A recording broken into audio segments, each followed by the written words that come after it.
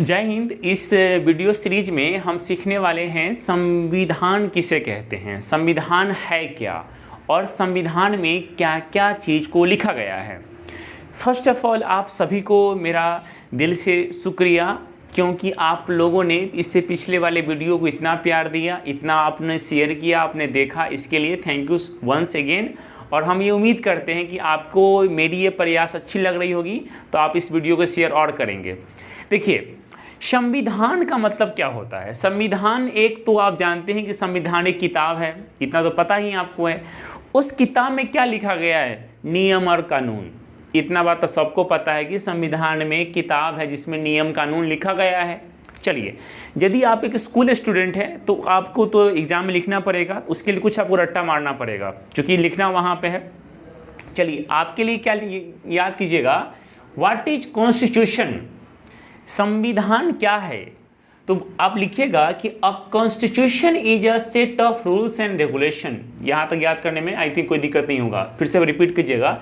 A constitution is a set of rules and regulation guiding the administration of the country, guiding the administration. और हम ये मतलब ऐसा हमको लगता है कि शायद आपको एडमिनिस्ट्रेशन का मतलब समझ में नहीं आ रहा होगा। देखिए, एडमिनिस्ट्रेशन का हिंदी होता है प्रशासनिक, लेकिन अभी भी प्रशासनिक की हिंदी जानकर उतना क्लियर नहीं हुआ होगा।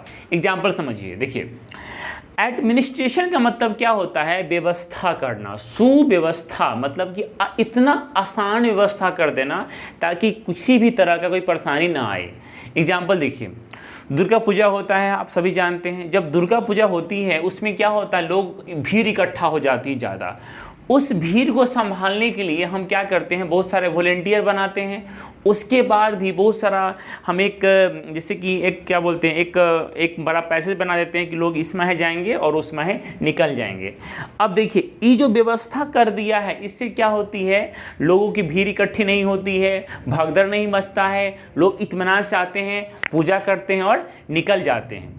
ये हुई एडमिनिस्ट्रेशन, यानी कि व्यवस्था इतना अच्छा से कर देना ताकि किसी की दिक्कत नहीं आए, उसको बोलते हैं क्या हम, एडमिनिस्ट्रेशन।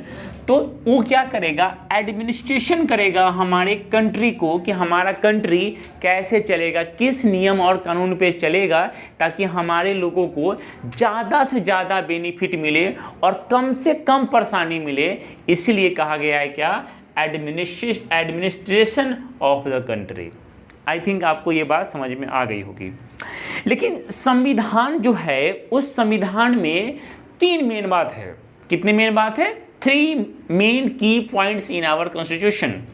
पहला क्या है, उस संविधान में लिखा है क्या है, उसमें है आर्टिकल, उसमें है पार्ट और उसमें है शेड्यूल।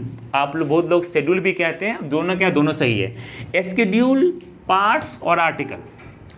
अब आर्टिकल क्या होते हैं, देखिए सबसे पहले आप समझिए, क्योंकि आर्टिकल्स के बाद पहले समझिएगा पार्ट्स। देखिए, हमारे संविधान में जो पार्ट्स है उसको आप समझिए चैप्टर्स। क्या समझिए, चैप्टर्स। पार्ट मतलब क्या समझिए, चैप्टर्स समझिए। और जैसे कि आप देखिए, एक बुक है मेरे पास, यहाँ लिखा है ना, देखिए ध्यान से, इस चैप्टर 1 है ना, food, where does it come from. तो पार्ट कितने हैं, 22। मतलब जब संविधान बन के तैयार हुआ तो हमारे संविधान में 22 पार्ट थे। एकदम याद कीजिएगा, एग्जाम में पूछता ये बात, कितने थे पार्ट्स, 22 थे। अब कितने हो गए हैं, तकरीबन 25 हो गए हैं अभी, क्योंकि उसमें बाद में कुछ ऐड किया गया है। तो उस 22 में मान लीजिए पहला पार्ट है, क्या कौन पार्ट है, पहला पार्ट है। तो पहले पार्ट में क्या होता है, बहुत सारा टॉपिक रहता है, उसी टॉपिक का नाम है क्या, आर्टिकल। जैसे कि इसमें देखिए, पहला है ना, चैप्टर नंबर 1 है, यानी पार्ट 1 हो। तो पार्ट 1 में क्या पढ़ाया है, पहला का पहला फूड वैरायटी, उसी तरह का पहला का दूसरा ही बताएगा, पहला का तीसरा ही बताएगा, पहला का चौथा ही बता, देखिए है ना, पहला का दूसरा, फिर क्या यहाँ पे पहला का तीसरा।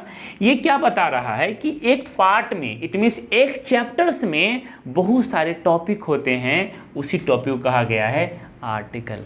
क्या कहा गया है, आर्टिकल कहा गया। एग्जाम्पल के लिए देखिए पहली बात क्या है, हम जो हमारे संविधान में एक है क्या, आर्टिकल 1 से लेकर, चाहे इसी को समझिए ना, आर्टिकल 12 से 35, 12 से 35 जो है वो फंडामेंटल राइट है, मूलभूत अधिकार जो आपसे कोई नहीं छीन सकता है, जो आपसे कोई नहीं छीन सकता है।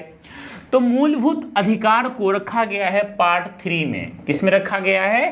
पार्ट 3 में, यानी कि चैप्टर 3 में मूलभूत अधिकार को रखा गया है जो 12 से लेकर के 35 तक आती है। समझ में आ गई मेरी बात? चैप्टर 3 में रखा गया है जो कि 12 से 35 तक कौन आती है? आर्टिकल आती है जिसका नाम क्या है? Fundamental rights. अब समझ में आते हैं कि आपको पार्ट समझ में, चैप्टर समझ में आ गया, चैप्टर के अंदर की बात को आर्टिकल बोलते हैं, ये समझ में आ गया। अब समझते हैं कि जो शेड्यूल है, इस शेड्यूल क्या होता है। देखिए शेड्यूल में क्या है कि जो भी छोटी बुरी जो बचल खुचल बात होता है सबको रखा जाता है शेड्यूल में, उसको बोलते हैं एडिशनल। जितना भी एडिशनल कानूनी जो प्रक्रिया है उसमें क्या रहता है? शेड्यूल में रहता है। तो जब कानून हमारा बन के तैयार हुआ उस समय कितने थे शेड्यूल? उसमें थे 8। अब कितने हो गए हैं? 12। पार्ट कितने थे शुरुआती में? 22। अब कितने हो गए हैं? 25। आर्टिकल कितने थे? 395। अब कितने हो गए हैं? लगभग 500 हो गए हैं। क्योंकि संविधान में क्या होती है, बार बार समय के साथ उसमें सुधार होते रहते हैं और उसी सुधार से क्या हुआ, हमारे संविधान में आर्टिकल बढ़ते जा रहे हैं। चलिए एक और बात, जो हमारा संविधान है वो संविधान दुनिया का सबसे लंबा रिटन कॉन्स्टिट्यूशन है। क्या लिखा है? Longest constitution of in the world. दुनिया में सबसे लंबी लिखी गई जो संविधान है उसका नाम क्या है? हमारा संविधान है। आई थिंक आपको ये सारी बात आपको समझ में आई होगी। Thank you so much.